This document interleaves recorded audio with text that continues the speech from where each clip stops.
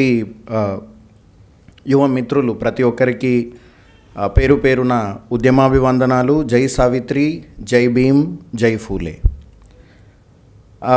మిత్రులారా, ఈరోజు ఒక సామాజిక పరివర్తన మాసం అని సెప్టెంబర్ మాసాన్ని మనం జరుపుకుంటున్నాం. ఇదే రోజు ఇందాక మేము విశాఖపట్నం చేరుకున్న తర్వాత ఒక న్యూస్ కూడా వచ్చింది. భుజ తారకం గారి సతీమణి బోయి విజయభారతి మేడం గారు తను షెడ్ పాస్డ్ అవే. అండ్ ఈ స్టేజ్ పై నుంచి మనందరం ఈ ప్రోగ్రాం తరపున నిర్వాహకులు అందరం మనం నివాళులు అర్పించాలి. ఎందుకంటే బాబాసాహెబ్ అంబేద్కర్ జీవిత చరిత్రని టెక్స్ట్ బుక్లలో ఆ టైంలో దాన్ని మన ముందుకు తీసుకురావడం, వాళ్ళ ఫాదర్ బోయి భీమన్న గారు సాహిత్యానికి అందించిన ఆ కాంట్రిబ్యూషన్ కానీ, భుజ తారకం సార్ చేసిన కాంట్రిబ్యూషన్, అంటే ఓ తరం మొత్తం మన కళ్ళ ముందు నుంచి వెళ్ళిపోయే తరుణంలో ప్రస్తుతం మనం సామాజిక పరివర్తన గురించి మాట్లాడుకుంటున్నాం. సో నాకున్న సమయం బహుశా 20-25 నిమిషాలు. నేను ఆ 20-25 నిమిషాల్లో ఒక కాంటెక్స్ట్ని, ఈ సెప్టెంబర్ సామాజిక పరివర్తన మాసం, ఈ కాంటెక్స్ట్ని నేను మీ ముందు ఉంచాలి, ఆ నేపథ్యాన్ని.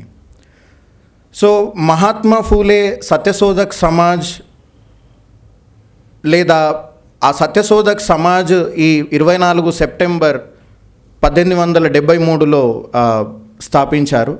దానికన్నా కొన్ని నెలల ముందు మహాత్మా ఫూలే ఒక రకమైన విప్లవాన్ని లేదా ఒక రకమైన సంఘర్షణని తీసుకొచ్చే గులాంగిరి, స్లేవరీ అనే పుస్తకాన్ని కూడా ప్రచురించారు. ఆ గులాంగిరి పుస్తకం ప్రచురించిన తర్వాత సత్యశోధక్ సమాజ్ని స్థాపించారు. అయితే ఈ సత్యశోధక్ సమాజ్లో ఒక 3 అంశాలని ఒకవేళ ఆ పేరునే మనము డీకోడ్ చేస్తే, సత్యము, శోధన, సమాజము, 3 అంశాలు అక్కడ మన ముందు ఉన్నాయి. అంటే సమాజానికి సత్యం అవసరమా, లేదా ఈ సమాజానికి సత్యాన్ని శోధించే అవసరం ఏముంది? ఇంతకీ 3 పూట్ల తిండి, వేసుకోవడానికి బట్టలు, ఉండడానికి ఇల్లు ఉండే క్రమంలో మనిషికి సత్యం అవసరమా? ఈ ప్రశ్న ఒకవేళ మన ముందు ఉంచుకుంటే, అప్పుడు మహాత్మా ఫూలే గారు కూడా ఈ సత్యం అనే మాటని ఎందుకు తీసుకొచ్చారో మనకు అర్థమయ్యే పరిస్థితి ఉంటుంది.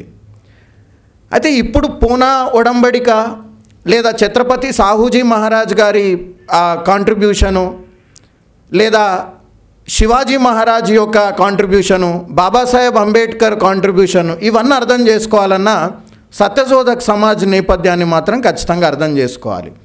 ఎందుకంటే అదే సత్యశోధక్ సమాజ్లోంచి వచ్చిన వ్యక్తే ఛత్రపతి సాహూజీ మహారాజ్. ఆ ఛత్రపతి సాహూజీ మహారాజ్ స్కాలర్షిప్ ఇవ్వకుంటే మనకు డాక్టర్ అంబేద్కర్ అయి ఉండేవారు కాదు. ఆ విషయం కూడా మనందరికీ తెలుసు. భారత జాతీయోద్యమం అంతా ఒకవైపు ఉంది. ఆ క్రమంలోనే ఛత్రపతి సాహూజీ మహారాజ్, మీరు ఈ బాబాసాహెబ్ అంబేద్కర్ని ఏ విధంగా మీరు చూస్తున్నారో తెలియదు, కానీ ఈయన మీ అందరికీ దేశానికి ఒక గొప్ప నాయకుడు అవుతారు అని మాలేగాం 100 సంవత్సరాలు కూడా మనం వాటిని పూర్తి చేసుకున్నాం ఆ కాన్ఫరెన్స్కి అని ఛత్రపతి సాహూజీ మహారాజ్ ఆ మాట అన్నారు. అదే సత్యశోధక్ సమాజ్ మూమెంట్ నుంచి వచ్చిన వ్యక్తే ఛత్రపతి సాహూజీ మహారాజ్, తర్వాత డాక్టర్ అంబేద్కర్, తర్వాత మాన్యవర్ కాన్షీరామ్. ఇంతటి గొప్ప ఒక ట్రజెక్టరీ, ఒక పెద్ద జర్నీ ఉన్న ఈ ఉద్యమాన్ని మనం ఎట్లా అర్థం చేసుకోవాలి? సో ఈరోజు సామాజిక పరివర్తన అని 2024లో ఉండి మనం మాట్లాడుతున్నాం. నాకు ఒక చిన్న ప్రశ్న, అంటే ఇక్కడున్న ఆడియన్స్ లేదా ఇక్కడున్న మన తోటి మిత్రులకి నాకు ప్రశ్న వేయాలని ఉంది. ఎంతమందికి ఇప్పుడున్న భారతదేశంలో సామాజిక పరివర్తన లేదు అని అనిపిస్తుంది? ఈ సోషల్ ట్రాన్స్ఫర్మేషన్ అని ఏదైతే అంటున్నామో, సామాజిక పరివర్తన, ఇప్పటికీ ఈ భారతదేశానికి ఇది అవసరమని ఎంతమంది అనుకుంటున్నారు? Right, almost.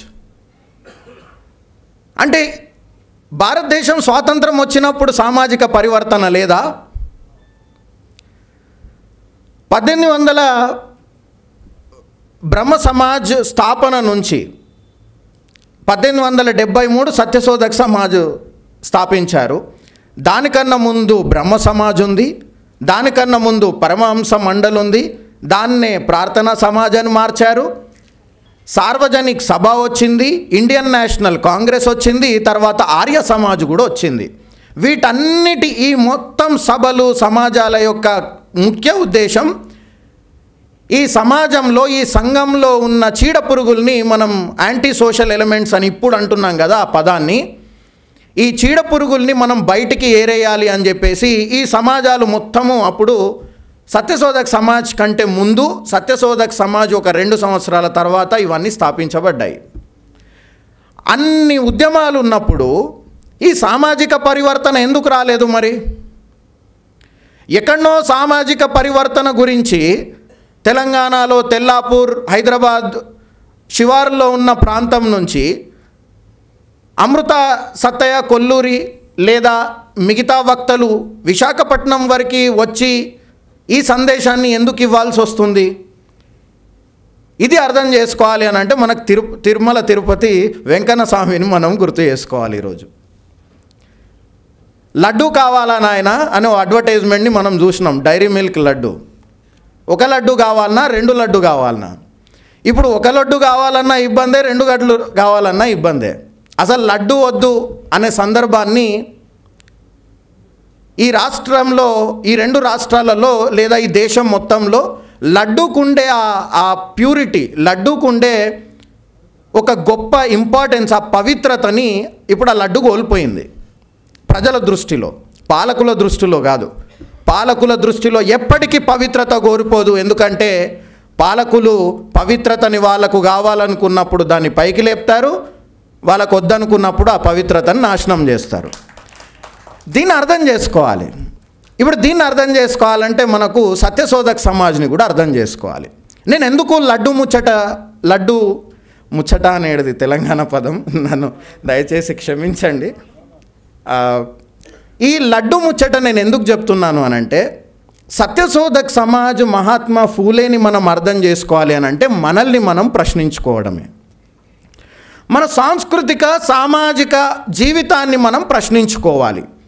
సో ఈ లడ్డు మొదటగా ఈ కాంట్రవర్సీ వచ్చినప్పుడు నేను లడ్డు నుంచి మొదలై అప్పుడు తర్వాత 1873 సత్యశోధక్ సమాజ్ యొక్క వాళ్ళు చేసిన యాక్టివిటీస్, మహాత్మా ఫూలే రచించిన పుస్తకాల్లో ఉన్న నేపథ్యం గురించి నేను చెప్తాను.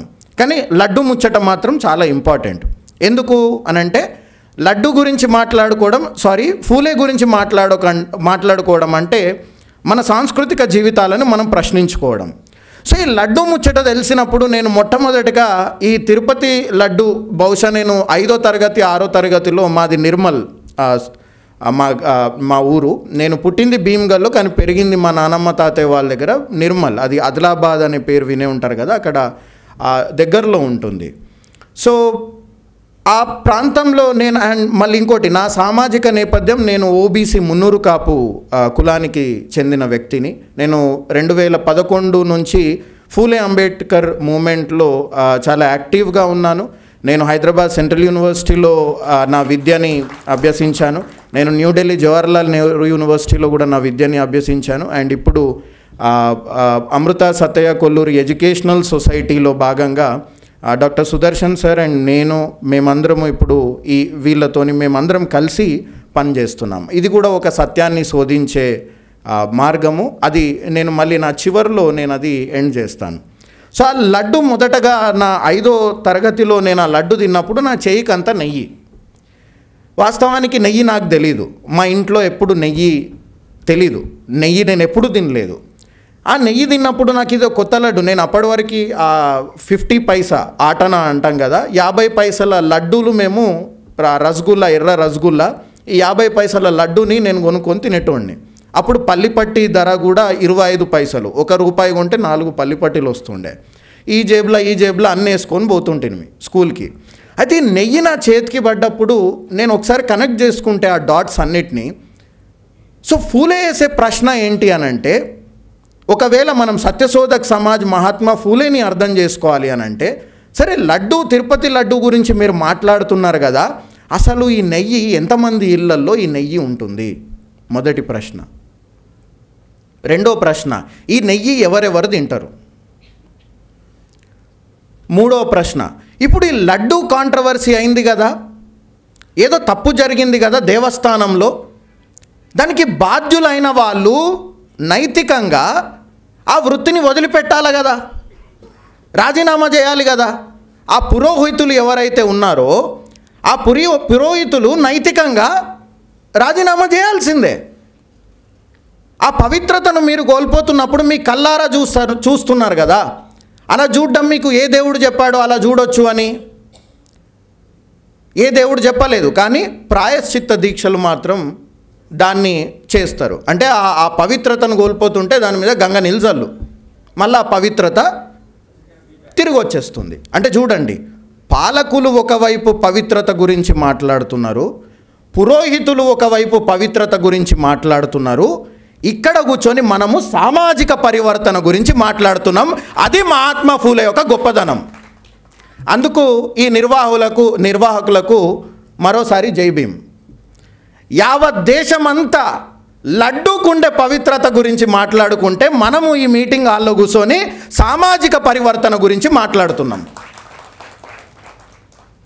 సో నేను అందుకే ఆ ప్రశ్న వేశాను, సామాజిక పరివర్తన ఇప్పటికీ కూడా కావాలి అని ఎంతమంది అనుకుంటున్నారు అని అంటే, దగ్గర కొంతమంది చేయలేపడానికి ఇబ్బంది పడ్డా కానీ ఆల్మోస్ట్ అందరికీ దీనిపైన అగ్రి అయి ఉన్న విషయమే. అయితే ఇప్పుడు ఈ సామాజిక పరివర్తనను మరి మనం ఎలా తెద్దాం? ఇప్పుడుండే సమాజంలో, ఇప్పుడుండే కాలంలో, ఇందాక అధ్యక్షుల వారు ఒక మాట అన్నారు, డబ్బుతో కూడుకున్న పని అని చెప్పేసి. ఆ డబ్బుతో కూడుకున్న పనికి ఎంత డబ్బు పెట్టినా, మేము మొన్నటి నుంచి చూస్తూనే ఉన్నాం ఆర్గనైజర్స్ ఎంత ఇబ్బంది పడుతున్నారో. వాళ్ళు పడ్డ కష్టానికి, వాళ్ళు పెట్టిన టైం, టాలెంట్, ఎనర్జీ అన్నిటికీ కూడా ఈ కుర్చీలు నిండకుంటే మనకు మనోవేదన. అది అవసరం లేదు. రేపటి నాడు ఈ ఖాళీ కుర్చీలే బయట లక్షలాది కుర్చీలను తయారు చేసి అక్కడ కుర్చీలో ఉన్న వాళ్ళకు కూడా సవాలు విసురుతుంది. అది ఈ మహనీయుల భావజాలానికి ఉన్న గొప్పదనం. అయితే ఈ సాంస్కృతిక నేపథ్యాన్ని, ఆ ప్రశ్నల్ని మనము వేసుకున్నప్పుడు మనకు ఫూలే అర్థమవుతాడు. నేను ఇందాక వేసిన మొట్టమొదటి ప్రశ్న అదే అండి, నెయ్యి ఎవరు తింటారు, నెయ్యి వాసన ఎలా ఉంటుంది? నాకైతే ఆ నెయ్యి వాసన ఇప్పటికీ కూడా, నేను నెయ్యి వాసన చూసిన ప్రతిసారి నాకు కొత్త వాసనే వస్తుంది. ఆ కొత్త వాసన వచ్చినప్పుడు ఎందుకు అనంటే, మహాత్మా ఫూలే గులాంగిరిలో, ఆ గొప్ప గ్రంథంలో ఈ నెయ్యి గురించి కాదు కానీ బ్రాహ్మణ వర్గాలకి, శూద్రులు, అతి శూద్రులకు ఉండే సాంస్కృతిక నేపథ్యము చాలా వైరుధ్యమైనది, ఏం పొంతన ఉండదు అని చెప్పేసి బలిరాజుని, బలి చక్రవర్తిని పూజించే సందర్భం ఏదైతే ఉంటుందో ఆ వ్యత్యాసాన్ని మన ముందు ఉంచుతాడు మహాత్మా ఫూలే. ఆ ఒక్క చిన్న పాయింట్ని మనం అర్థం చేసుకుంటే ఈరోజు ఈ పవిత్రత అనే ఒక ట్రాప్లో మనం పడి ఉండం.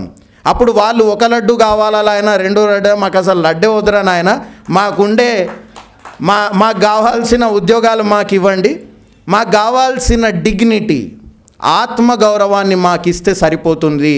అదే గుర్రం జాషువా గారు వేసిన ప్రశ్న. ఈ దేశానికి, ఈ భారతదేశంలో చెప్పులు కుట్టేవాడు తన చెమటని, తన రక్తాన్ని దారబోసి ఎంతటి ఇబ్బందినైనా చెప్పులు కుడతాడు. కానీ ఈ దేశం ఆ చెప్పులు కుట్టేవాడికి ఏమిచ్చింది? దిస్ కంట్రీ ఈజ్ ఇన్ డెప్ట్ టు దాట్ పర్సన్ అని చెప్పేసి గుర్రం జాషువా గారు ఆ ప్రశ్న వేశారు. ఈరోజు ఈ దేశాన్ని ప్రతిసారి నేను ఈ ప్రశ్న చాలా నిర్మోహమాటంగా నేను ప్రతిసారి అందరి ముందు ఈ ప్రశ్న అడుగుతాను. ఎన్నోసార్లు, ఎన్నో సందర్భాలలో మనం దేశానికి ఏమిస్తున్నామనే ప్రశ్న మన మీద ఉంటుంది, కానీ ఈ దేశం మనకేమన్నా ఇస్తుందా అనే ప్రశ్నని మాత్రం మనం ఎప్పుడు వెయ్యము, సాహసించం కూడా. అటువంటి ప్రశ్న వేస్తే దేశద్రోహిగా అవుతాం మనం. సో ఈరోజు నేను దేశద్రోహిగా, ఇంకో పెద్ద దేశద్రోహి మహాత్మా ఫూలే గురించి మాట్లాడుతున్నాను. తను వేసిన ప్రశ్న ఇది. సత్యశోధక్ సమాజ్కు ఉండే సాంస్కృతిక నేపథ్యం. మహాత్మా ఫూలే గారిని అర్థం చేసుకోవడము అంత ఈజీ పని అయితే కాదు. నేను ఎందుకు ఈజీ పని గాను అని అంటున్నాను అనంటే, మీకు ఆర్య సమాజ్ పెళ్ళిళ్ళు తెలుసండి చాలామందికి. ఆర్య సమాజ్ కూడా 1875-76 ప్రాంతంలో దాన్ని స్థాపించారు దయానంద సరస్వతి గారు. 1873లో సత్యశోధక్ సమాజ్ని స్థాపించారు మహాత్మా ఫూలే. 1873లో మీరు ఈ కాంటెక్స్ని అర్థం చేసుకోండి, మీకు అన్ని విషయాలు మీకే తెలిసిపోతాయి. 1873లో స్లేవరీ గులాంగిరి అనే పుస్తకం ప్రచురిస్తారు మహాత్మా ఫూలే గారు. 1875లో దయానంద సరస్వతి గారు సత్యార్థ ప్రకాశ అనే పుస్తకాన్ని ప్రచురిస్తారు. ఇక్కడనేమో గులాంగిరి, ఇంకోటి Satsar the essence of truth, and ఇటు పక్కనేమో దయానంద సరస్వతి గారు రచించిన the light of truth Satyarth Prakash. మళ్ళా మనకు మహాత్మా గాంధీ గారు, ఇందాక రేణుగారు చెప్పిన ఫకీర్, ఈ ఫకీర్ గారు మన ముందుకు వచ్చేసి మై ఎక్స్పెరిమెంట్స్ విత్ ట్రూత్, ఈ సత్యం దేవుడు, దేవుడు సత్యం అంతా ఒకటే, truth is God, God is truth అని అంటాడు. ఇంకో సత్యం మన ముందుకు వచ్చింది.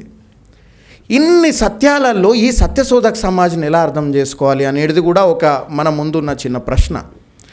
అయితే మహాత్మా ఫూలేకి ఉన్న ఒక చిన్న పాయింట్ ఏంటి అనంటే, ఆ బ్రిడ్జ్ పాయింట్ ఏంటి అనంటే, ఓ వారధిలాగా తన నమ్మకాన్ని, వ్యక్తుల మధ్యలో ఉండే నమ్మకాన్నే వారధిలాగా ఉంచుకుంటాడు తప్పితే there should be no middle man when you are worshipping the god అని అంటాడు. అంటే భగవంతునికి భక్తునికి అనుసంధానమైనది అంబికా అగరబత్తి. ఇప్పుడు ఈ అంబికా అగరబత్తి వచ్చింది, దానికన్నా ముందు పురోహితుడు ఉండే, భగవంతునికి భక్తునికి మధ్యన పూజారి ఉండే, ఆ పూజారి కాస్త అగరబత్తి కూడా వచ్చేసింది. అదే మహాత్మా ఫూలే అనే పాయింట్ ఏంటి అని అంటే, అక్కడ పూజారి ఉండొద్దు, అక్కడ అగరబత్తి ఉండొద్దు, కేవలం నీ నమ్మకం మాత్రమే ఉండాలి అని చెప్తారు. ఈ నమ్మకం ఏదైతే ఉందో దీన్ని మనం ఈరోజు సెక్యులరిజం అని అంటాము, ఇంకా వేరే పద్ధతిలో చాలా విషయాలు, టాలరెన్స్, డైవర్సిటీ ఏమేమో చెప్తూ ఉంటాం. కానీ మహాత్మా ఫూలే గారు చెప్పిన there should be no middle man, ఇది సత్యశోధక్ సమాజ్కున్న మొట్టమొదటి సూత్రము. మీరు దేవుణ్ణి అండ్ తను దేవుడు అని గాడ్ అనే పదం కూడా వాడరు మహాత్మా ఫూలే గారు. సత్యశోధక్ సమాజ్లో గాడ్ అనే పదం ఉండదు. సత్యశోధక్ సమాజ్ లేదా మహాత్మా ఫూలే వాడే పదము creator. This creator has created all of us equal and this creator is one అని అంటారు. ఈ సృష్టికర్త ఎవరైతే ఉన్నారో ఈ సృష్టికర్త కేవలం ఒకరే, అండ్ ఈ ఒక్క సృష్టికర్తనే మనందరినీ సమానులుగా సృష్టించిండు. ఎటువంటి రుగ్మతలు, ఎటువంటి సామాజిక రుగ్మతలు లేకుండా మనందరినీ సమానులుగా మనకి జీవాన్ని అందించిండు అని చెప్పేసి మహాత్మా ఫూలే గారు తన గ్రంథాల్లో రాస్తారు. అయితే ఈ ముచ్చట అప్పుడు ఉన్న బ్రాహ్మణ మేధావులకు కానీ బ్రాహ్మణ పూజారులకు కానీ అసలు నచ్చలేదు. ఫూలే పైన దాడికి కూడా ఆ అటెంప్ట్ కూడా చేస్తారు. ఫూలేని చంపడానికి అప్పుడు రామోషీలు అని అంటారు వాళ్ళని. అంటే ఇప్పుడు మనం వాటిని దాన్ని ఏమంటారు, డబ్బులు ఇచ్చేసి సుపారీ అని అంటాం కదా, రైట్? అప్పుడు రామోషీలు, అక్కడ రామోషీలు అని అంటారు పూణే నగరంలో. ఆ రామోషీలకు డబ్బులు ఇచ్చేసి ఫూలేని చంపేయడానికి ప్రయత్నిస్తే ఫూలే వాళ్ళని ఒకటే ప్రశ్న అడుగుతారు, అసలు నన్ను ఎందుకు చంపడానికి వచ్చిరు మీరు అని అంటే, మాకు తెలియదు, మాకు సుపారీ వచ్చింది కాబట్టి మేము చంపాలనుకుంటున్నామని అంటారు. అచ్చా, నేను చేసిన పొరపాటు కేవలము ఈ శూద్ర అతిశూద్ర మాలి మహార్ మాంగ్ పిల్లలకు చదువు చెప్పడమేనా?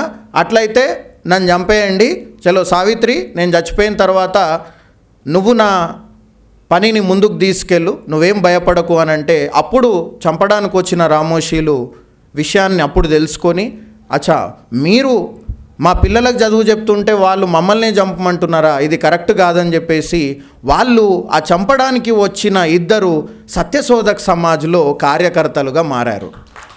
అది మహాత్మా ఫూలేకు ఉండే గొప్ప లక్షణం. ఎందుకు మహాత్మా ఫూలే గారు ఆ విధంగా ఒక చంపడానికి వచ్చిన వ్యక్తిని, శత్రువుని మిత్రువుగా మార్చగలిగారు? దానికే డైలాగ్ అనేది మహాత్మా ఫూలే తన ఒంటికి ఆవాహన చేసుకున్నారు. సంభాషణ, మీరు ఇప్పటికే చూడండి, ఏ మత గ్రంథమైనా సరే డైలాగ్ ఉండదు, సంభాషణ ఉండదు, మోనోలాగే ఉంటుంది, రైట్? అక్కడ చెప్తారు, మనం దాన్ని ఖచ్చితంగా పాటించాలి. వెరస్ మహాత్మా ఫూలే రాసిన కల్టివేటర్స్ విప్ కార్డ్, దాన్ని తెలుగులో సేద్యగాని చెర్నాకోలా అంటారు, లేదా స్లేవరీ గులాంగిరి అనే పుస్తకం, 3 తృతీయ రత్న ద థర్డ్ ఐ, అది నాటకం, ఫూలే రచించిన గొప్ప నాటకం. ఇప్పుడు దాని మీద 100 సంవత్సరాల తర్వాత దాని మీద ఫారెన్ స్కాలర్స్ రీసెర్చ్ చేస్తున్నారు. అండ్ 4వ పుస్తకము తన చివరి దశలో ఉన్నప్పుడు Sarvajanik Satyadharma Pustak, the universal religion of truth. ఈ 4 పుస్తకాలలో తర్వాత 5వ సంభాషణ ద ఎసెన్స్ ఆఫ్ ట్రూత్ సత్సర్లో, ఈ మొత్తం 5 గ్రంథాలలో ఫూలే ఎప్పుడు మోనోలాగ్ అస్సలు ఉండదు. అంటే ఒక వ్యక్తి చెప్తే దాన్ని నువ్వు వినాలి అనేది అస్సలు ఉండదు. దిస్ ఎంటైర్ రైటింగ్స్, ఈ 5 గ్రంథాలు ఏవైతే ఉన్నాయో అవి డైలాగ్ పద్ధతిలోనే ఉంటాయి. సో ఈ డైలాగ్ పద్ధతికి ఉన్న గొప్ప నేపథ్యం మళ్ళీ ఎక్కడి నుంచి వస్తుంది అని అంటే, మీకు గ్రీక్ తత్వశాస్త్రం, Greek philosophers Socrates, Aristotle, Plato, వీళ్ళందరూ వాళ్ళ గ్రంథాలలో రాసిన డైలాగ్ పద్ధతి. అంటే ఈ డైలాగ్కు ఉన్న ప్రత్యేకత ఏంది అని అంటే, ఒకవేళ మీకు ఒక పాయింట్ నచ్చకున్నా కానీ దాన్ని అక్కడనే విస్మరించి దాని మీద చర్చించుకొని మనమిద్దరం ఒక కామన్ అండర్స్టాండింగ్కి రాగలుగుతాం. ఇప్పుడు ఆ కామన్ అండర్స్టాండింగ్ మతాలలో ఎక్కడైనా ఉంటుందా? ఈ కామన్ అండర్స్టాండింగ్ దేవుడు లేడు అనే ప్రశ్నని వేస్తే నువ్వు నాస్తికుడివి, లేదా నువ్వు యాంటీ సోషల్ ఎలిమెంట్వి, లేదా నన్ను చంపేంత వరకైనా సిద్ధపడతారు ఒకవేళ ఆ ప్రశ్న వేస్తే. కానీ గులాంగిరి గ్రంథంలో మహాత్మా ఫూలే వేసిన ప్రశ్నలు, ఒకవేళ నేను ఇప్పుడు అవన్నీ రిపీట్ చేస్తుంటే మీరు చాలా అన్కంఫర్టబుల్గా ఫీల్ అవుతారు. బట్ కొద్దిమంది చదివిన వాళ్ళకు ఆ మొదటి భాగంలో ఫూలే వేసే ప్రశ్నలు మీ అందరికీ తెలుసు. 4 భాగాలలో నుంచి పుట్టారు అని అంటే ఎన్ని ప్రైవేట్ పార్ట్స్ ఆ బ్రహ్మదేవుడికి ఉన్నాయి అనే ప్రశ్న ఇస్తాడు. ఇప్పుడు ఆ ప్రశ్న వేస్తే అది బ్లాస్ఫెమీ, నా మీద కేసు పెట్టేస్తారు. పర్లేదు, గ్రంథం మాట్లాడింది, మహనీయులు మాట్లాడారు. అదే మాట మీరు గుర్రం జాషువా గారి పద్యంలో చూడండి, మేమైతే అమ్మకే పుట్టినాము, ఎవరికి పుట్టారో నాకు తెలియదు అని గుర్రం జాషువా గారు అంటారు. అంటే ఈ ప్రశ్న అనేది, ఈ ప్రశ్నకుండే ఆ గొప్పదనం, ఆ సంభాషణకుండే గొప్పదనం మనతో మాట్లాడుతూ ఉంటుంది ఆ సంభాషణ ఎప్పుడు. అండ్ మనల్ని ప్రశ్నిస్తూ ఉంటుంది, మనల్ని మళ్ళీ తిరిగి ప్రశ్నించే తత్వాన్ని మనకు అందజేస్తుంది. అది సత్యశోధక్ సమాజ్కు ఉండే మొదటి సూత్రం. దాన్ని మెంటల్ అవేకనింగ్ అని అంటారు, లేదా సోషల్ అవేకనింగ్ అని అంటారు. సామాజికంగా జాగృతి, సామాజిక జాగృతి, ఒక మెంటల్ కాన్షియస్నెస్, సోషల్ కాన్షియస్నెస్ని సత్యశోధక్ సమాజ్ ఎంచుకున్న మొట్టమొదటి మార్గం. 2, మరి ఈ సోషల్ అవేకనింగ్, మెంటల్ అవేకనింగ్ ఉండాలి అని అంటే చదువు ఉండాలి కదా. చదువు లేనిది ఏడికెళ్ళి అవుతుంది? నేనేం చెప్పిన ముచ్చట కానీ చదువుకున్న వాళ్ళకైతే అర్థం కాదు కదా అని చెప్పేసి మహాత్మా ఫూలే మీ అందరికీ తెలిసిందే మొట్టమొదట పాఠశాలలు, స్కూల్స్ ఓపెన్ చేశారు. అండ్ ఇక్కడి వరకే మన చరిత్ర ఆగిపోతుంది. మహాత్మా ఫూలే గారు మొట్టమొదటగా అంటరాని విద్యార్థినులకు ఒక పాఠశాల ఓపెన్ చేశారు. చలో సపట్లు కొడతాం పోతాం. కానీ హంటర్ కమిషన్కి మహాత్మా ఫూలే గారు ఇచ్చిన రికమెండేషన్స్ని మనకి ఏ చరిత్ర చెప్పింది? మొట్టమొదటిసారి 100 సంవత్సరాలు 150 సంవత్సరాల క్రితము హంటర్ కమిషన్కి మహాత్మా ఫూలే గారు ఇచ్చిన రికమెండేషన్లో right to compulsory free education ఉండాలి అని 1848 ప్రాంతంలో మహాత్మా ఫూలే గారు అన్నారు. And right to education act ఎప్పుడు ఇంప్లిమెంట్ అయింది? 2009లో. మహాత్మా ఫూలే గారు హంటర్ కమిషన్ రికమెండేషన్స్లో ఆ మాట చెప్తే మనకు 2009 వరకు right to compulsory free education అనే ముచ్చట కూడా మనకు గుర్తు రాలేదు ఈ దేశ పాలకులకి. వాళ్ళు ఎవరైనా కానివ్వండి, వాళ్ళు కాన్షీరామ్ మాటల్లో చెప్పాలి అని అంటే చెంచాలు కానివ్వండి, లేదా మిగతా అగ్రవర్ణ అగ్రకుల పాలకులు కానివ్వండి, ఎవరు మహాత్మా ఫూలేని అర్థం చేసుకోలేరు. అందుకే చరిత్ర ఎంత గొప్పది, అదే టైంలో చరిత్ర మనల్ని ఏ విధంగా కంప్లీట్గా దారి తప్పిస్తుంది అని అంటే మనకు తెలవాల్సిన విషయాలని, మన చరిత్రని మనకు తెలియకుండా చేస్తుంది. అందుకే ఈ టెక్స్ట్ బుక్లలో, that is what I said, నేను నా స్పీచ్ని నేను ఎందుకు బోయ విజయభారతి మేడం గారిని తలుచుకొని నేను ఎందుకు మొదలు పెట్టాను అని అంటే, ఆ స్కూల్ టెక్స్ట్ బుక్లలో బాబాసాహెబ్ అంబేద్కర్ గారి పాఠాలు లేకుంటే బహుశా బాబాసాహెబ్ అంబేద్కర్ పేరు కూడా 6th 7th 8th క్లాస్లో చాలామందికి తెలిసి ఉండకపోయేది. సో టెక్స్ట్ బుక్స్కి ఉండే గొప్ప అంటే దానికి ఉండే ఒక లక్షణం కూడా అటువంటిదే, స్కూల్ లెవెల్లోనే ఆ పాఠాలు నేర్పడం. కానీ ఆ పాఠాలని నేర్పరు, ఆ చరిత్రను కూడా చెప్పరు. కాబట్టి సత్యశోధక్ సమాజు ఏదైతే మెంటల్ అవేకనింగ్ అని చెప్పేసి రెండో సూత్రంగా అందరికీ విద్యను అందించాలి అనే రెండో సూత్రాన్ని ఎంచుకున్నప్పుడు అక్కడ ఒక చిన్న సమస్య మహాత్మా ఫూలేకి ఎదురైంది. అండ్ ఈ సమస్యలన్నింటినీ మహాత్మా ఫూలే చాలా మొండివాడు. మాకిప్పుడు తెల్లాపూర్లో మా సత్యయ్య సార్ ఎట్లా మొండో, మహాత్మా ఫూలే ఆ టైంలో చాలా మొండి. ఎంత మొండి అనంటే ఒక స్టేట్మెంటు ప్రతిసారి ప్రతి గ్రంథంలో తను రాశారు. ఇప్పుడు మళ్ళీ నేను ఆ పదం ఒకవేళ ఆ లైన్ నేను మాట్లాడితే మళ్ళీ నా మీద కేసు పెడతారు. అగైన్ దానికి మూలాలు ఉన్నాయి. Let there be schools for Shudras and Ati Shudras but away with all the Brahmin school masters అని అంటారు. ప్రతి గ్రామాలలో శూద్రులకి అతి శూద్రులకి స్కూళ్ళు ఉండాలి, కానీ ఆ స్కూళ్ళల్లో అసలు బ్రాహ్మణ టీచర్లు ఉండొద్దు అని అంటారు. వేరే రకంగా అనుకోకండి, ఒకవేళ బ్రాహ్మణులు ఈ మీటింగ్లో ఉంటే అదే బ్రాహ్మణుల గురించి ఫూలే చివర్లో ఏమంటారో నేను మళ్ళీ చెప్తాను. సో దయచేసి నాతోని ఇంకొక 10 minutes ఉండండి మొత్తం విషయాన్ని అర్థం చేసుకోవడానికి, ఒకవేళ ఎవరైనా బ్రాహ్మణులు ఈ మీటింగ్లో ఉంటే. ఈ మాట అన్నప్పుడు ఇదే మాట పెరియార్ కూడా మళ్ళీ తాంతాయి పెరియార్ కూడా ఒక గొప్ప రాడికల్ మాట చెప్తాడు. ఈరోజు మనం కులగణన గురించి మాట్లాడుతున్నామండి. ఈరోజు ఎవరి వాటా వాళ్ళదే, రైట్? అప్పుడు సాంబశివరావు గారు కూడా బీసీలు మేమెంతో మాకంతా, దీన్నే మాన్యవర్ కాంశీరామ్ గారు కూడా దాన్ని కూడా దాని స్లోగన్లో జిస్కి జిత్నే సంఖ్యాబారి ఉస్కి ఉత్నే హిస్సేదారి, ఎవరు ఎంత ఉన్నారో వాళ్ళ వాటా అందరికీ దక్కాలి అని అంటారు.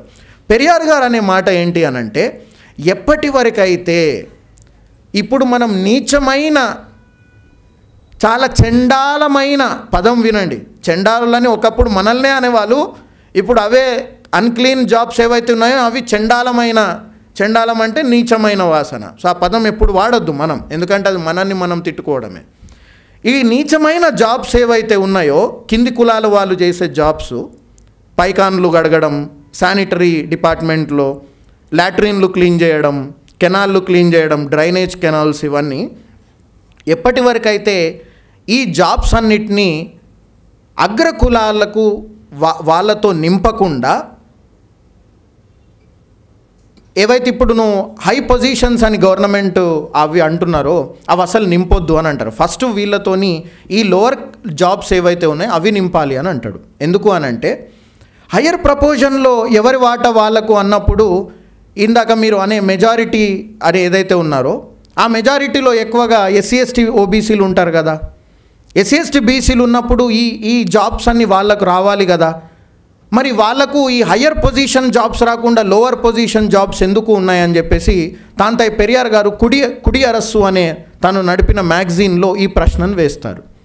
అప్పుడు చాలా వ్యతిరేకించారు, పెరియార్ గారిని చాలా వ్యతిరేకించారు. ఇప్పటికీ కూడా తను సనాతన ధర్మ ఆ వ్యతిరేకుడు, దాన్ని నాశనం చేయడానికే పుట్టిండు తాంతాయి పెరియార్ అని చెప్పేసి వస్తున్నది. ఇందాక మేము పొద్దున వచ్చేటప్పుడు చూసాం, ఇక్కడ ఒక పోస్టర్ని చూసాం, హిందూ ధర్మాన్ని హిందూ జాగృతిని కాపాడుతున్న డిప్యూటీ సీఎం గారికి మా కోటి వందనాలు అని చెప్పేసి ఫ్లెక్సీలు వచ్చేసాయి.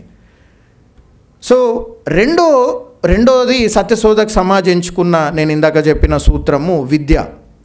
3 ఇవన్నీ ఉన్నప్పుడు ప్రజలలోకి ఎలా తీసుకెళ్ళాలి? కేవలము గ్రంథాల రూపంలో ఈ టెక్స్ట్ రూపంలో తీసుకెళ్ళగలుగుతామా? ఎందుకంటే ప్రతి ఒక్కరు చదవలేరండి, ఒక్కోసారి చదవడానికి టైం కూడా ఉండదు. సో అందుకే మహాత్మా ఫూలే గారు వర్కింగ్ క్లాస్ కార్మిక వర్గానికి స్కూల్స్ ఓపెన్ చేశారు, నైట్ స్కూల్స్. రాత్రిళ్ళు పనిచేసే బడులను మహాత్మా ఫూలే గారు, చూడండి ఎంత దురదృష్టో. మనము 1917, 10, 20 ఆ ప్రాంతాలలో అక్టోబర్ బోల్షెవిక్ రెవల్యూషన్, రష్యన్ రెవల్యూషన్ అని గొప్పగా కమ్యూనిస్టు మేధావులు మనకెప్పుడు చెప్తూ ఉంటారు. కానీ ఎప్పుడో 1830, 40, 50, 60 ప్రాంతాలలో మహాత్మా ఫూలే గారు అదే పద్ధతిలో తీసుకొచ్చిన కమ్యూనిస్టు విప్లవము, ఆ సోషలిస్టు విప్లవాన్ని గురించి మనకి ఏ చరిత్ర చెప్పదు. మొట్టమొదటిసారిగా కార్మిక వర్గానికి నైట్ స్కూళ్ళను ఓపెన్ చేశారు. ఇవే నైట్ స్కూల్, అప్పుడు కార్ల్ మార్క్స్, ఏంజల్స్ కూడా ఇవే నైట్ స్కూల్ అని కూడా వాళ్ళు ప్రతిపాదించారు. అంటే నైట్ స్కూల్స్ వల్ల వచ్చేది చదువు అని మీరు అనుకుంటున్నారు, కానీ చదువు ఒకటే కాదు, సంస్కృతి కూడా. ఈ సంస్కృతి ఒక కౌంటర్ రెవల్యూషన్ని, ఒక కౌంటర్ కల్చర్ని మన ముందు ఉంటుంది. అండ్ దీనికి ఇంకో పెద్ద తన సూత్రాన్ని అటాచ్ చేసింది ఏంటి అని అంటే నో లిక్కర్. మందుకు బానిస అయ్యున్న శూద్రులు, అతి శూద్రులని వాటి నుంచి బయటకు తీసుకురావడం కూడా మహాత్మా ఫూలే ఎంచుకున్న 4వ మార్గం. సో అందుకే నేను 3 డీకోడ్ చేయమని చెప్పాను కదా. సత్యము, సమాజము, శోధించడం. ఈ సమాజానికి 3 పూట్ల తిండి, వేసుకోవడానికి బట్టలు, ఉండడానికి ఇల్లు ఉన్నప్పుడు సత్యాన్ని శోధించే అవసరం ఎందుకుంది? ఈరోజు ఆ సత్యాన్ని మనం శోధిస్తలేము కాబట్టే లడ్డు అనే ఒక కాంట్రవర్సీలో మనం దాంట్లో కొట్టుకపోతూ ఉన్నాం. లేదా రేపటి నాడు ఇంకో కాంట్రవర్సీ, లేదా రామ్ మందిర్ అనే ఒక ఆ ఉద్యమంలో అప్పుడు మండల్ మూవ్మెంట్ ఏదైతే వచ్చిందో దాన్ని నాశనం చేయడానికి రామ్ మందిర్ మూవ్మెంట్ వచ్చింది. అది మీ అందరికీ తెలిసే. మందిర్, మండల్, కమండల్ మూవ్మెంట్ అని అంటారు. సో మండల్కి అగెనెస్ట్గా కమండల్ వచ్చింది, మండల్కి అగెనెస్ట్గా మందిర్ వచ్చింది. కాబట్టి ఈ విషయాలని మనం అర్థం చేసుకోవడము, ప్రస్తుతం ఉన్న సామాజిక నేపథ్యానికి మహాత్మా ఫూలే గారు అందించిన ఆ గొప్ప ఆ కాన్ఫిడెన్స్, ఆ కన్విక్షన్ని ఒకవేళ మనం అర్థం చేసుకున్నట్టయితే బహుశా సామాజిక పరివర్తనకు కావాల్సిన మూల సూత్రాలు ఏవైతే ఉన్నాయో ఇప్పుడుండే ఆధునిక పద్ధతికి మనము ఇంప్లిమెంట్ చేయగలుగుతాం. ఎందుకంటే ఆధునిక భారతదేశంలో ఎప్పుడో 1840-50 ప్రాంతంలో ఫూలే గారు చెప్పిన మాటల్ని మనకెందుకు కావాలి? మారుతున్న కాలానికి మనం కూడా మారాలి కదా. అందరు చెప్పే ముచ్చటనే. ఈ ముచ్చటకు నేను దండం పెడుతున్నా. మారుతున్న కాలానికి కాలం మారాలి, మరి మారుతున్న కాలానికి కులం ఎందుకు మారతలేదు? కులం మారాలి కదా. కాలం మారినప్పుడు కులం మారాలి, కాలం మారినప్పుడు విలువలు మారాలి, కాలం మారినప్పుడు వ్యక్తికి సామాజిక జీవితానికి ఉండే ఒక నైతిక విలువలు లేదా ఆత్మగౌరవ విలువలు కూడా ఇంకా ఎక్కువగా రావాలి. ఇవన్నీ రాక కాలం మారుతున్నప్పుడు మనుషులు కూడా మారాలి, కాబట్టి నేను ఖాళీ బట్టలే మారుస్తా కానీ నా కులతత్వవాదము, నా బ్రాహ్మణవాదం మాత్రం అలానే ఉంటుంది అని అంటే ఫూలే మీ ముందుకు వచ్చేసి ఒక చెంప చూపించుడు కాదు, 2 చెంపల మీద ఎట్లా కొట్టేసిపోతాడు. ఎందుకు అనంటే ఈ మహాత్ముడికి మాండవీ ప్రజలు ఇచ్చిన ఆ మహాత్మా అనే బిరుదు ఏదైతే ఉందో ఇదంతా సత్యశోధక్ సమాజ్ యాక్టివిటీస్, ఆ మొత్తం యాక్టివిటీస్ని చూసి ప్రజలు ఇచ్చిన బిరుదు. సో నేను చివరగా కొన్ని ఈ ముఖ్యమైన విషయాలు చెప్పే క్రమంలో మహాత్ముడిని మనం ఎట్లా అర్థం చేసుకోవాలి. సో ఇప్పటివరకు నేను చెప్పిన సత్యశోధక్ సమాజ్ యొక్క 4 సూత్రాలు. ఇప్పుడు ఈ మహాత్ముడిని మనం ఎలా అర్థం చేసుకుందాం? ప్రజలు ఇచ్చిన బిరుదు ఇది. ఒక వ్యక్తికి ఇచ్చుకున్న బిరుదు కాదు, మాండవీ ప్రజలు ఇచ్చిన బిరుదు. అయితే ఇదే నేపథ్యంలో డాక్టర్ అంబేద్కర్ మహాత్మా గాంధీని ఉద్దేశించి ఒక మాట అంటారు, అది కూడా మీరు వినే ఉంటారు. ఎంతోమంది మహాత్ములు ఈ దేశంలో వచ్చిపోయారు, కానీ అంటరాని వారి జీవితాలు మాత్రము అలానే ఉన్నాయి. Mahatmas have come and gone but the untouchables have remain the untouchables అనే ఒక గొప్ప మాటని డాక్టర్ అంబేద్కర్ ఒక బాంబులాగా అప్పుడు BBC ఇంటర్వ్యూకి ఇచ్చిన సందర్భంలో ఈ మాట చెప్తారు డాక్టర్ అంబేద్కర్. బట్ ఈ మహాత్మా ఫూలే అటువంటి మహాత్ముడు కాదు. అటువంటి మహాత్ముడు కాదు కాబట్టే డాక్టర్ అంబేద్కర్ తన గురువుగా మహాత్మా ఫూలేని స్వీకరించారు. రైట్. ఒకవేళ అలా ఈ మహాత్ముడిని వేరే రకంగా అర్థం చేసుకుంటే బహుశా తినని గురువుగా స్వీకరించేవారు కాదు. అయితే మహాత్మా ఫూలేకి సత్యం అంటే ఏంటి? ఇందాక మహాత్మా గాంధీకి సత్యం అంటే దేవుడు, దయానంద సరస్వతికి సత్యం అంటే గో బ్యాక్ టు ది వేదాలలోకి పోయి మన పూర్వ వైభవాన్ని తీసుకురావడం. బట్ ఈ మహాత్మా ఫూలేకి మాత్రం సత్యం అంటే జ్ఞానం. ఈ మహాత్మా ఫూలేకి సత్యం అంటే న్యాయం. ఈ మహాత్మా ఫూలేకి సత్యం అంటే ఆత్మగౌరవం, ఈ మహాత్మా ఫూలేకి సత్యం అంటే వ్యక్తి స్వేచ్ఛ, ఈ మహాత్మా ఫూలేకి సత్యం అంటే మనల్ని మనం గౌరవించుకోవడం. ఇదంతా సార్వజనిక సత్యధర్మ పుస్తక్ తన చివరి దశలో మహాత్మా ఫూలే గారు రాశారు. అయితే వాట్ ఈస్ ట్రూత్ అనే ప్రశ్నని తను వివరిస్తూ నెక్స్ట్ స్టెప్లో అసలు ఈ సత్యాన్ని మరి ఎవరు పాటించాలి, ఎవరు ఫాలో కావాలి? ఇప్పుడు అది ప్రశ్న కదా. నేను సత్యాన్ని చెప్పిపోతా, ఈ సత్యాన్ని ఫాలో అయ్యే వాళ్ళు లేకుంటే ఎందుకు నేను నా పుస్తకం రాసేందుకు, నేను ఈ సత్యశోధక్ సమాజ్ మూమెంట్ని కూడా నేను ఎందుకు అని చెప్పేసి 33 ప్రతిజ్ఞలని ఫాలోవర్స్ ఆఫ్ ట్రూత్కి మహాత్మా ఫూలే ఇచ్చి వెళ్తారు. అందులో నేను ఒక 2-3 ఒక ముఖ్యమైన విషయాలు నేను చెప్తాను. నేను ఇందాక మీ అందరికీ చెప్పింది ఏంటి అని అంటే, ఒకటి, there should be no middle man. పూజారి లేదా అగరబత్తి, అంబికా అగరబత్తి, పతాంజలి అగరబత్తి దేవునికి భగవంతునికి భక్తుడికి మధ్యలో ఉండొద్దు, భక్తి మాత్రమే ఉండాలి. ఆ భక్తిని నువ్వు ఏ విధంగా చేసుకుంటావో చేసుకో, కానీ ఆ భక్తి చుట్టూ ఒకవేళ నువ్వు బిజినెస్ స్టార్ట్ చేస్తే మాత్రం అటు సమాజాన్ని మొత్తం విచ్ఛిన్నం చేసే మార్గమే అవుతుంది తప్పితే సామాజిక పరివర్తన వైపు అడుగులు వేసే పద్ధతి మాత్రం అసలే కాదు. ఇది మహాత్మా ఫూలే గారు చెప్పే మొట్టమొదటి విషయం. అయితే మీకు తెలుసుండొచ్చు, మహాత్మా ఫూలే గారు అప్పుడున్న లిబరలిజం, దాని ఉదారవాదం అంటాం కదా, వ్యక్తి స్వేచ్ఛ, ఆ టైంలో 18th సెంచరీ ఆ టైంలో వస్తూ ఉంది. ఎందుకంటే మహాత్మా ఫూలే గారికి ఇంగ్లీష్ విద్య కూడా అవ్వచ్చు. అయితే థామస్ పెయిన్ అనే ఒక రచయిత ద రైట్స్ ఆఫ్ మ్యాన్ అనే పుస్తకం నుంచి తను ఇన్స్పిరేషన్ తీసుకొని ఇందాక నేను చెప్పాను కదా, let there be schools for Shudras and Atishudras but away with all the Brahmin school masters అని అన్నారు కదా. థామస్ పెయిన్ గారు కూడా చర్చ్కు ఉండే ఈ రుగ్మతల నేపథ్యంలో థామస్ పెయిన్ గారు కూడా ఒక మాట అన్నారు. ఆ మాటకి మహాత్మా ఫూలే గారు చాలా ప్రభావితులయ్యారు. థామస్ పెయిన్ గారు అన్న మాట ఏంటి అని అంటే, 1 school master is better than 100 pops అని అన్నారు.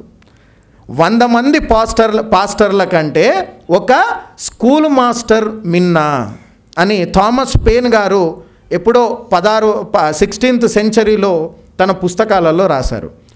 అక్కడ ప్రభావితులైన మహాత్మా ఫూలే ఆ ఎడ్యుకేషన్కి ఉండే ఒక విముక్తి శక్తిని అర్థం చేసుకొని కేవలము విద్యనే ఈ దేశంని మార్చగలుగుతుంది అని చెప్పేసి, ఆ విద్య మళ్ళీ ఎవరికి దక్కాలి?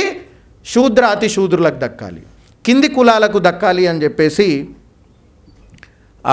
మహాత్మా ఫూలే గారు అన్నారు. So our creator has created all human beings, all men and women are by birth independent and are entitled to enjoy all due human rights. Those who accept this view are the followers of truth. ఇది మొదటి ప్రతిజ్ఞ. అందరూ సమానులే, అందరం సమానంగా పుట్టినాం కాబట్టి ఒకరినొకరు గౌరవించుకోవాలి అని చెప్పేసి. అయితే ఇందాక మేడం నేను స్టేజ్ పైకి ఎక్కగానే మణికంఠ అచ్చా మీరేనా, చాలా చిన్నవారు మీరు అని అన్నారు.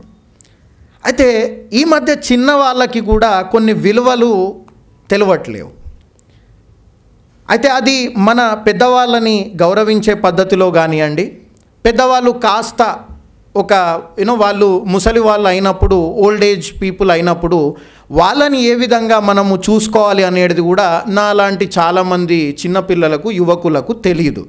సో మాలాంటి వాళ్ళకు ఒక ముచ్చట కూడా ఇందులో ప్రతిజ్ఞ, అంటే సత్యాన్ని ఎవరు ఫాలో కావాలి, సత్యం అంటే ఏంటి.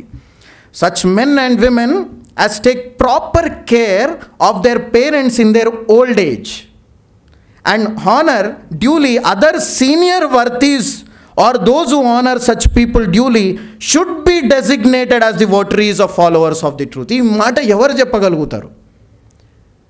నీకన్నా ఎల్డర్లీ, నీకన్నా పెద్దవాళ్ళని నువ్వు గౌరవించుకోవాలి, వాళ్ళు ఆ ఓల్డ్ ఏజ్లోకి వచ్చిన తర్వాత వాళ్ళని నువ్వు చూసుకోవాలి అనే మాట, ఇది కూడా సత్యానికి జోడించారు అని అంటే మహాత్మా ఫూలే గారికి ఉన్న దురదృష్టం చూడ. అంటే ఒక కొత్త సమాజ నిర్మాణం, సామాజిక పరివర్తన అంటే కేవలం 2 ముచ్చట్లు చెప్పుకొని పోయి ఈరోజు మనం మహనీయుల చిత్రపటాలకు అవి పూలమాలలేసి దండం పెట్టుకొని పోవడం కాదు. సామాజిక పరివర్తన అని అంటే ఒక కొత్త సమాజం వైపు నిర్మాణం. ఆ కొత్త సమాజం వైపు నిర్మాణం చెందాలి అని అంటే అందరికీ విలువలు ఉండాలి. నా ఏజ్ వాళ్ళకి, నాకన్నా చిన్న వాళ్ళకి, నాకన్నా పెద్దవాళ్ళకి, ఇన్ఫ్యాక్ట్ ప్రతి ఒక్కరికి. అటువంటి విలువలనే మహాత్మా ఫూలే గారు ఈ 33 ప్రతిజ్ఞలలో మనకు రాసెళ్ళారు. Who should follow the truth or who can be called as followers of truth. So ఈ సత్యశోధక్ సమాజ్కు ఉండే నేపథ్యం, అది స్టార్ట్ అయినప్పుడు 1930 వరకు దాని చాలా అంటే it had a great impact actually, right. అప్పుడు ఎందుకంటే 1879 I have only 5 minutes, so నేను కన్క్లూడ్ చేస్తాను. ఇన్ఫార్మల్గా మీటింగ్ అయిన తర్వాత ఇన్ కేస్ ఏవైనా క్వశ్చన్స్ కానీ ఏదైనా ఉంటే we can discuss that. So ఆ ఫెమైన్ అంటే వరదలు, తర్వాత అప్పుడు ప్లేగు వ్యాధి కూడా వచ్చి, ఎందుకంటే ఇద్దరు అలానే చనిపోయారు వాళ్ళకు సేవ చేస్తూ. అయితే ఆ ఫెమైన్ వచ్చే టైంకి లేదా అటువంటి న్యాచురల్ కెలామిటీస్ వచ్చే టైంకి మహాత్మా ఫూలే గారు ఆలోచించింది అక్కడ ఉండే సంపన్న వర్గాల గురించి కాదు, అక్కడ ఉండే కార్మిక ప్రజల గురించి, తర్వాత రైతు కూలీల గురించి ఆలోచించారు. అందుకే మీరు కల్టివేటర్స్ విప్కార్డ్ సేదగాని చెర్నాకోలా పుస్తకం చదువుంటే మొత్తం రైతు కూలీలు, రైతుల గురించే ఆ పుస్తకంలో మాట్లాడతారు. ఏ విధంగా పంట చేతికొచ్చిన తర్వాత ఆ పూజల పేర్ల మీద ఇంకా వేటి పేరు మీద ఏ విధంగా దోచుకుంటున్నారు, వాళ్ళ పరిస్థితి ఎలా ఉంటుంది అని చెప్పేసి మహాత్మా ఫూలే గారు చాలా క్లియర్గా అందులో ఎక్స్ప్లెయిన్ చేస్తారు. సో అందుకే నేను ఈ మీటింగ్ స్టార్ట్ అయ్యేటప్పుడు ఒక చిన్న మాట ఏం చెప్పాను అనంటే, ఫూలే గారిని అర్థం చేసుకోవడము అనంటే మనల్ని మనం ప్రశ్నించుకోవడం, అది చాలా అన్కంఫర్టబుల్గా ఉన్నప్పటికీ, ఎందుకు అనంటే 30-40 సంవత్సరాలలో సాంస్కృతికంగా మనము నేర్చుకున్న కొన్ని పద్ధతులను వదిలిపెట్టాల్సిన అవసరం కూడా వస్తుంది. నేను అందుకే అన్నాను కదా, నేను చిన్నప్పుడు నాకు తెలియని సందర్భంలో, అది నేను ఒక ఓబీసీ కులానికి, బీసీ కులానికి, శూద్ర కులానికి చెందిన వ్యక్తిగా నేను కూడా కొన్ని తెలియకుండా ఫాలో అవుతూ ఈ విషయాలన్నీ తెలుసుకొని, కొన్ని సత్యాలని తెలుసుకున్న తర్వాత వాటన్నిటికీ దూరంగా ఉంటూ ఈ మహనీయులు చూయించిన మార్గంలో నేను నడుచుకుంటూ ఇలా మీ ముందు సత్యశోధక్ సమాజ్ గురించి చెప్పే మాటల్ని మాట్లాడుతున్నాను అనంటే అది నాకు మహాత్మా ఫూలే, డాక్టర్ అంబేద్కర్ గారు ఇచ్చిన ఇన్స్పిరేషన్. నాకు ఈ సత్యాన్ని శోధించే విలువలని, ఆ మార్గాన్ని నాకు వాళ్ళు ఇచ్చారు కాబట్టే నేను ఈ ఒక 15-20 నిమిషాలు మీ ముందు మాట్లాడగలిగాను. బహుశా నేను వయసులో చాలా చిన్నవాడినే అయి ఉండొచ్చు, కానీ సత్యాన్ని శోధించే మార్గంలో పుట్టిన బిడ్డ కూడా భాగస్వామ్యుడే కాబట్టి ఒక బ్రాహ్మణ స్త్రీకి పుట్టిన యశ్వంత్ని మహాత్మా ఫూలే గారు దత్తత తీసుకొని ఆ యశ్వంత్ చిన్నప్పటి నుంచి చివరి శ్వాస వరకు సత్యశోధక్ సమాజ్ని ముందుండి నడిపించారు. అందుకే నేను అన్నాను కదా, ఒకవేళ ఈ మీటింగ్లో ఎవరైనా బ్రాహ్మణులు ఉంటే తప్పుగా అర్థం చేసుకోవాల్సిన అవసరం లేదు. ఎందుకంటే we have to treat the Brahmins as our sisters and brothers అని మహాత్మా ఫూలే గారు తన గ్రంథంలో రాశారు. వాళ్ళు ఈ సమాజానికి వాళ్ళ బ్రాహ్మణిజం ద్వారా, వాళ్ళ వ్యక్తిత్వాల వల్ల కాదు, కానీ వాళ్ళకుండే భావాజాలం ద్వారా ఒకవేళ ఈ సమాజానికి హాని చేసి ఉండొచ్చుగాక, వాళ్ళు ఒకవేళ ఈ సమాజానికి, ముఖ్యంగా అతి శూద్ర సమాజానికి హాని చేసుండేది గాక, but they are our brothers and sisters అని చెప్పి మహాత్మా ఫూలే గారు అన్నారు. దాన్ని ఆచరణలో కూడా చూపెట్టారు. అందుకే బ్రాహ్మిన్ విడోస్కి ఒకవేళ ఆ టైంలో ఆ పిల్లలు పుట్టాలి అనంటే చంపేసేవాళ్ళు, వాళ్ళందరికీ కూడా ఒక ఇల్లుని ఇచ్చేసి బాలహత్య ప్రతిబంధక సభ అని కూడా తను స్టార్ట్ చేశారు. I think this personality probably మనం చూడలేం. కేవలం మాటల్లో కాదు, చేతల్లో కూడా చూపించి ఈ సామాజిక పరివర్తన వైపు మనం అడుగులేయాలి అని మనకు చూపించారు. I think this history is a large. ఈరోజు కేజీఎఫ్ సినిమా చూసిన తర్వాత powerful people come from powerful places అని అంటాం కదా. No, so it's not about powerful people are powerful places. It's about sensible people who can give lot of influence, and that sensible person was Mahatma Phule. That sensible person with all the social values was Mahatma Phule and Savitribai Phule. So I think ఈ చరిత్రని మనము ఈ closed అంటే ఒక చాలా తక్కువ time ఉన్న మీటింగ్లో బహుశా ఒక డే మొత్తం మహాత్మా ఫూలే గారికి కేటాయిస్తేనే మనం యూనో చాలా ఓపెన్గా అండ్ ఇంకా చాలా లోతుగా తెలుసుకోగలుగుతాము. ఎందుకు అనంటే పేష్వాల రాజ్యము 1800 సంవత్సరంలో 18th సెంచరీలో మహారాష్ట్రలో ఉండే నేపథ్యము, ఇప్పుడు ఉండే నేపథ్యం, ఇవన్నీ అర్థం చేసుకోవాలి అని అంటే టైం చాలా అవసరం. బట్ ఐ థింక్ నాకున్న చిన్న టైంలో I felt that I should at least present these key values, right, which Mahatma Phule had taken forward. మరోసారి రేణు గారికి, భాగ్యలక్ష్మి అమ్మ గారికి, తర్వాత వాళ్ళ స్నేహితులకు అండ్ బిఎస్ఐ అండ్ భీమసేన వారు మీ అందరికీ, ఒకవేళ రాని వాళ్ళు ఖాళీ కుర్చీలు రేపటి నాడు ఈ వీడియోలు ఈ మీటింగ్ని మొత్తం చూసేవాళ్ళు, మీ అందరికీ మరోసారి పేరు పేరున జై సావిత్రి, జై భీమ్, జై ఫూలే.